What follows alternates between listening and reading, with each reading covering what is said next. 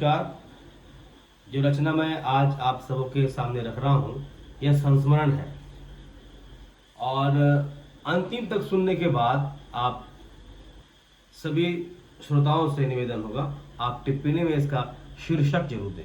आपको छुएगा, मुझे बहुत छुआ है। शुरू करता हूँ।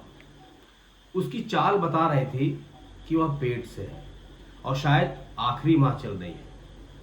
वह कॉलेज से आ रही थी। उसकी पोशाक से यह पता चल रहा था कि वह बीएड की छात्रा थी। मेरी नज़र उस पर पड़ी, मैं समझ गया कि वह कुछ तकलीफ महसूस कर रही है और उसे जैसे लगा कि मैं उसे देख रहा हूं तो वह खुद को संभालने की कोशिश करते हुए सीधी होकर चलने लगी। मेरा उसको देखना, वह क्या समझ रही थी, वह उसके मनोयोग से पूरी तरह से स्पष्ट नहीं हो पा रहा था, पर मैं एक महिला की, एक होने वाली माँ की प्रसव पीड़ा को महसूस कर रहा था।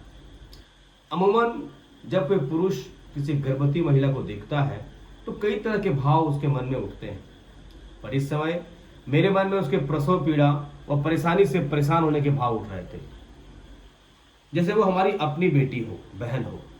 और यही भाव मुझे बता रहे थे कि मैं वास्तव में कलाकार या कवि बन गया हूँ।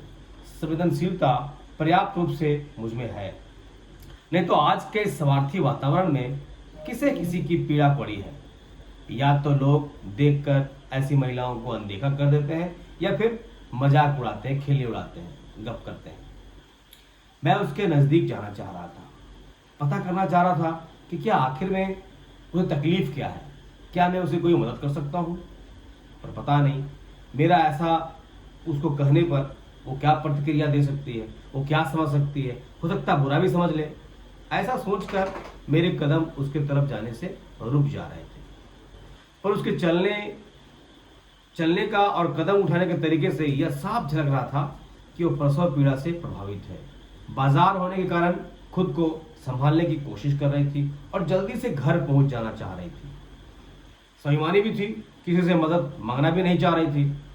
उसे शर्म, हो सकता है उसे शर्म भी आ रही हो, या यह भी हो सकता है कि उसे उसकी सास ने मना की होगी कि देखो बहू, ऐसी स्थिति में पढ़ाई करने मत जाओ, पर वो मजबूर थी, अपने कोर्स को पूरा करना था, इसलिए वो सासू की बात को अनदेखा कर दी। अब अगर कुछ होता है तो सासू माँ को क्या मुंह दिखाएगी, या हो सकता है उसे फिर ताने सुनने पड़े अपनी सासू माँ की। शिक्षा के महत्व को वो जान रही थी। ऐसी बहुत सारी बातें उसके मन में चल रही होगी। मेरा मन भी काफी व्याकुल हो रहा था उस प्रसूति को देखकर। तभी उसने दबी आवाज में रिक्शे वाले को आवाज दी। मैं उसके करीब पहुंच चुका था। उसे रिक्शा चढ़ने में परेशानी हो रही थी। मैंने कहा, क्या मैं आपकी मदद कर सकता हूँ? तो कुछ बोली नहीं, सिर्फ सहमति के लिए सिर हिलाई।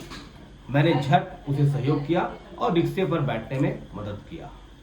दूर से मेरी पत्नी यह सब कुछ देख रही थी। रिक्शे वाले को मैंने कहा, भाई थोड़ा धीरे धीरे ले जाना।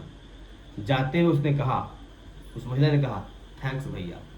यह शब्द मेरे संवेदन मन के लिए एक बहुत बड़ा उपहार जैसा था। मैं बहुत खुश हो गया था उसके मुंह से भैया शब्द सुनकर। तब तक मेरी पत्नी मेरे नजदीक आ चुकी थी। बोली, क्या कर रहे थे जी? मैंने सारी बातें उसे सुना दी। वो सारी बातें झट समझ भी चुकी थी, क्योंकि महिला के दर्द को महिला तुरंत समझ सकती है।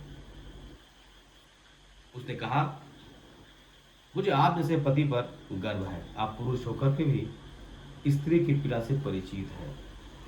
मैंने कहा, चलो आज मैं संपूर्ण पुरुष हुआ। आप समस्त दर्शकों से, श्रोताओं से आग्रह होगा, कृपया टिप्पणी करें और इसका एक शीर्षक दें। धन्यवाद।